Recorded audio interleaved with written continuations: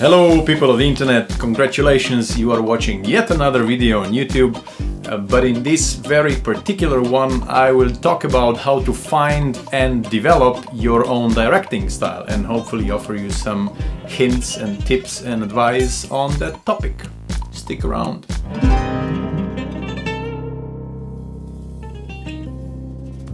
Let's first define what a directing style is. If we're gonna talk about it, we might as well know what we are talking about. There's two things that kind of define a director, and these are a director's voice and a director's style, or a directing style. So a director's voice is what you want to talk about, and a directing style or a director's style is how you tell it or how you talk about it. These are kind of two separate things, but at some point they become interconnected, interdependent, or insert any long and complex word that would define two things that kind of work together and as you as a director will change through time, so will your voice and your style, of course. Usually when we're talking about directing style, people will, as an example, we'll give Wes Anderson, Tarantino, or Spielberg or Fincher, because their style is very, very distinctive. And kind of a rule of the thumb is that if you would give, say, a couple of films from the same director to a person that has never seen those films, they should be able to say that this belongs to one single filmmaker.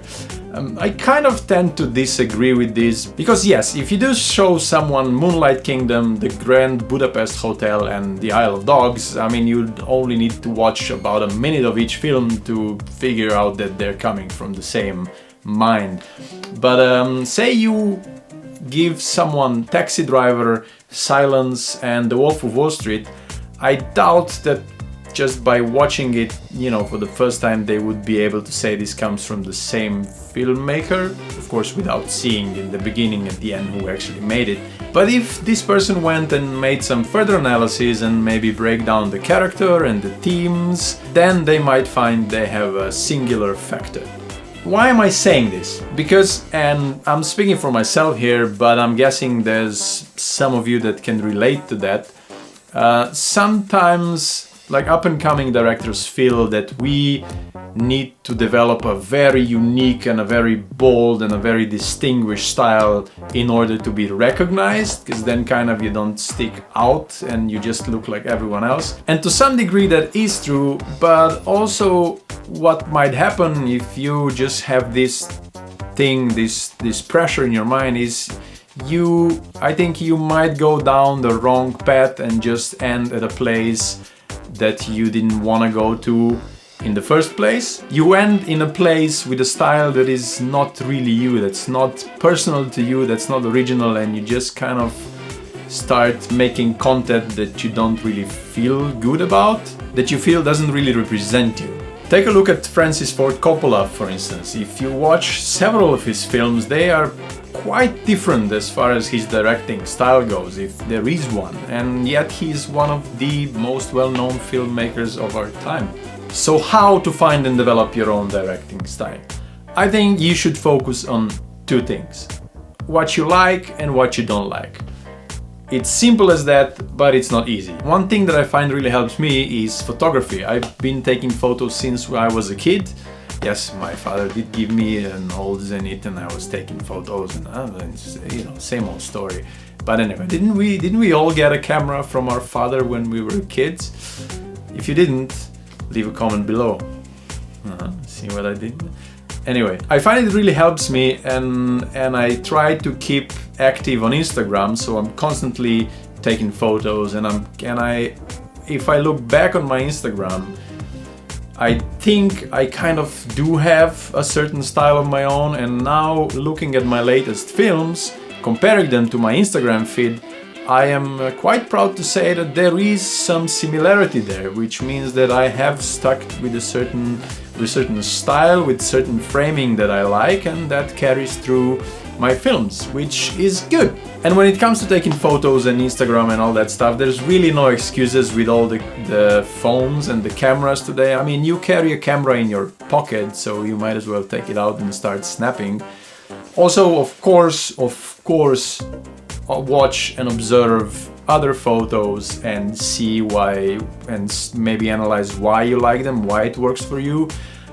Use Instagram, use Pinterest, make categories on Pinterest and pin your stuff, and the same you can save photos on Instagram. And the more you will do that, the more you will find that the framing comes naturally to you when you're on set or when you're preparing in pre-production on how you want to block and frame each scene. And I'm saying this because once you find yourself in pre-production and you need to start putting together your vision and you need to start sharing it with others, if you have this stuff already prepared, it's really easy because you just start pulling material from all the sources, and it'll be much faster and a much easier process than if you're just completely unprepared and starting from a blank slate, really. And I think on some level, knowing what you don't like is actually more helpful than knowing what you like, because when you start putting together a film, when you start thinking how you want to shoot it, you have every single possibility or an impossibility on how to shoot each scene. And if you know how you don't want this scene to look and feel, you already had a start, you already have a limitation, and limitation is always good. Limitation spawns creativity. Spawns? What a word, is it even a spurs? Limitation gives birth to creativity. So you already have a space to start from. Now this next tip might sound a bit controversial, but just stick to the end, it makes a lot of sense.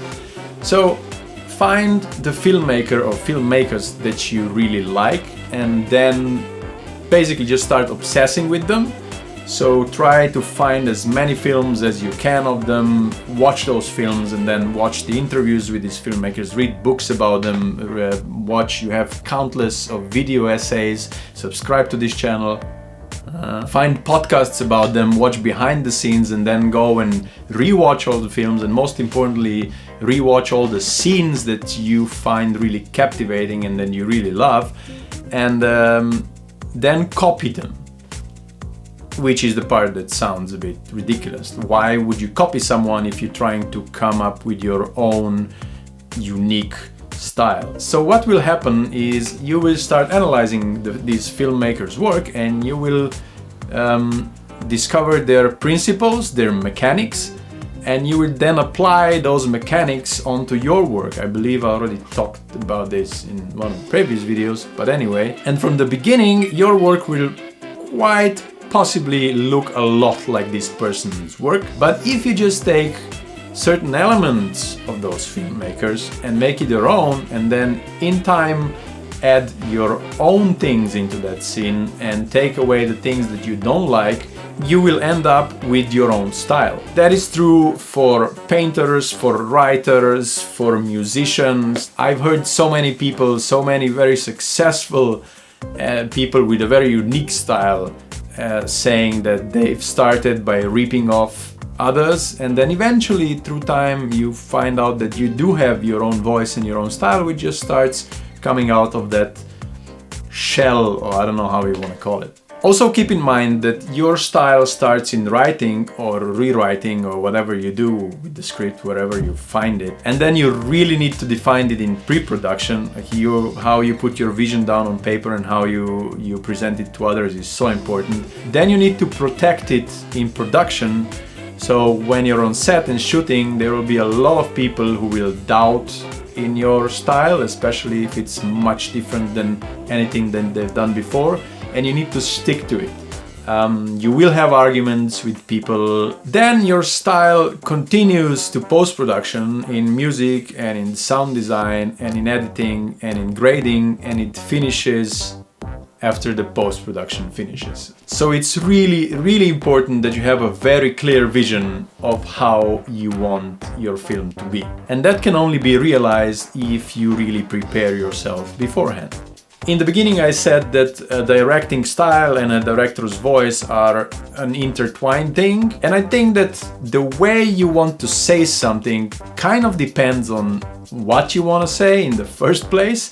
And they say that if you want to develop a really unique style, you need to find the thing that only you know how to show it and then become the best in that. And that might not be really flashy colors or really amazing music or, you know, super effects or whatever. But so long as you stick to what's really, really honestly you, what you think only you know, then your style eventually will bubble to the surface and people will feel that. And lastly, and of course, most importantly, work.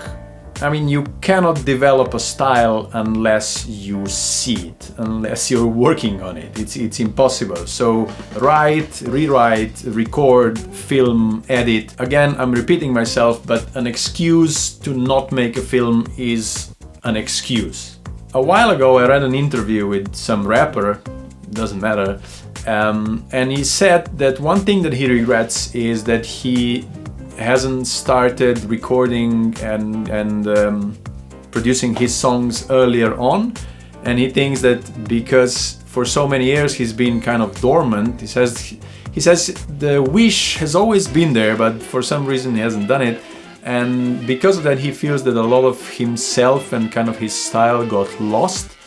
And I felt that it resounded so much with me because I've only started making films in the last couple of years, and I've had these ideas and I really wanted to make stuff for 15 years. And imagine if I started making them 15 years, how much I would have learned by now and how much of my own style I would have developed. Thank you for watching. Hope any of this was helpful. As always, if you have any other tips and hints and things that helped you or think might help you and us, please do share it in the comments. That's why we're all here. We're all learning from one another.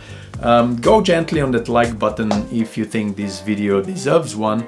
And if you want to see more of this in your lovely YouTube feed, then by all means click that lovely subscribe button. I've shaved, I promised I will, and this is a bit more presentable, I think. Slightly better. Again, thanks for watching. Keep making your films, and whatever happens, just don't be an asshole.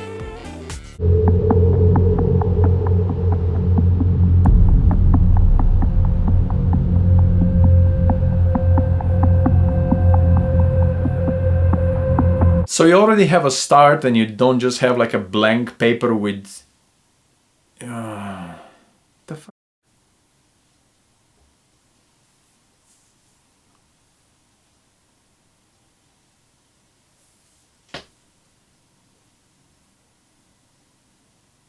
Wow, brain freeze. I had